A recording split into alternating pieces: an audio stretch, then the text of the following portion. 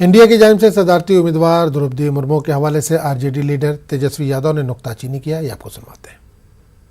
लोगों को राष्ट्रपति भवन में कोई मूर्ति तो नहीं चाहिए। आप समझ रहे हैं, हम लोग राष्ट्रपति का चुनाव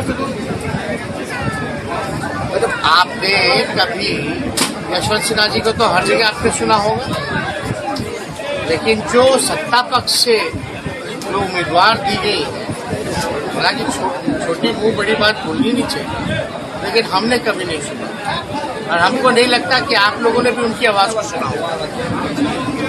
एक भी प्रेस वार्ता जब से उम्मीदवार बनी है, एक भी प्रेस वार्ता नहीं किया।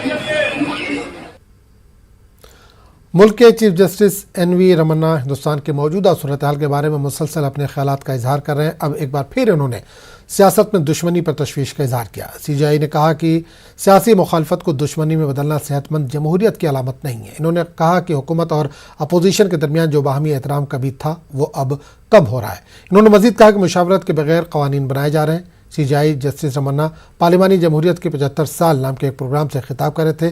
सीजेआई रमन्ना इससे पहले भी मुल्क के मौजूदा हालात पर इजहार ख्याल करते रहे हैं।